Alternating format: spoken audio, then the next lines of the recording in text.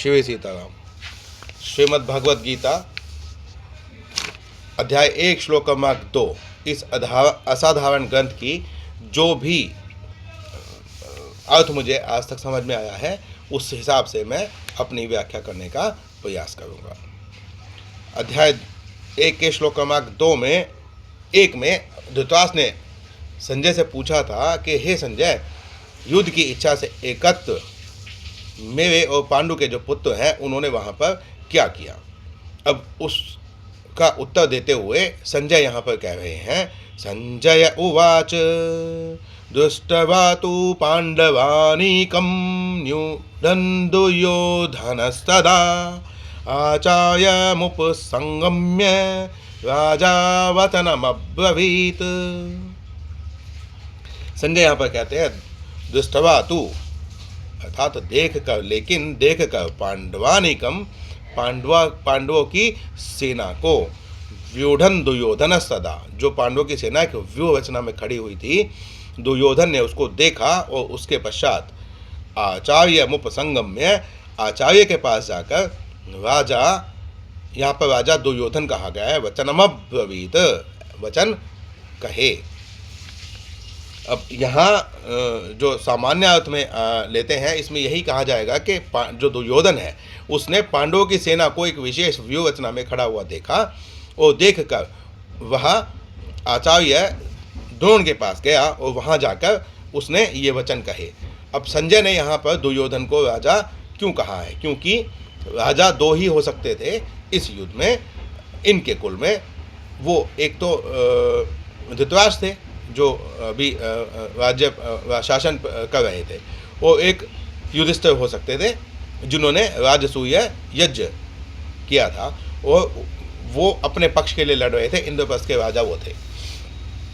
उस हिसाब से तो यहाँ पर दुर्योधन को राजा संजय ने क्यों कहा, तो दुर्योधन को राजा कहने के संजय के दो भाव हो सकते हैं।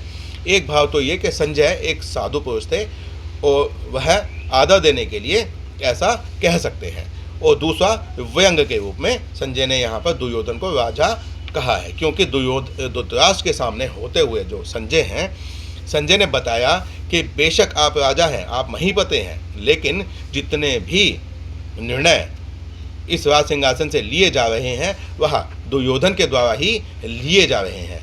दुर्योधन ही सभी कार्यों को संभालता है, सभी निर्णय लेता है, अर्थात इस हिसाब से राजा दुर्योधन ही हुआ।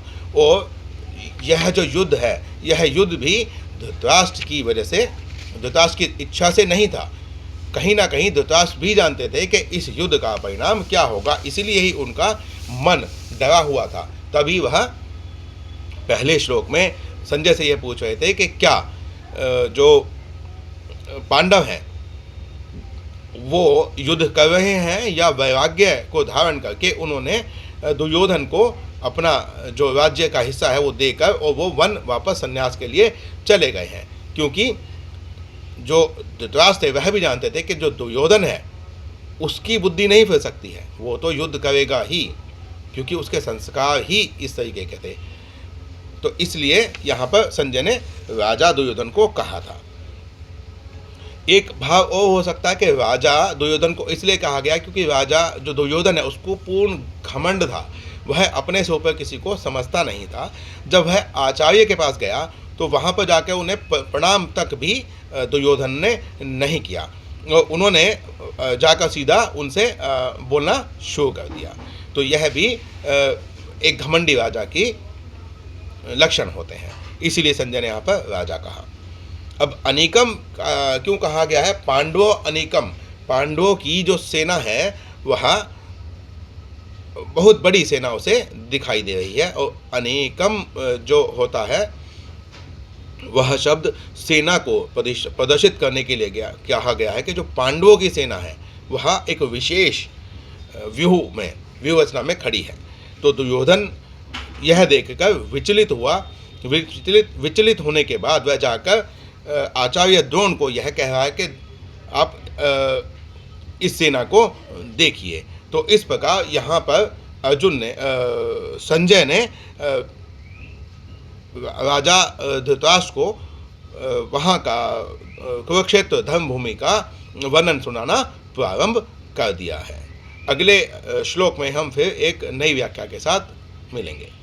शिव सीताराम।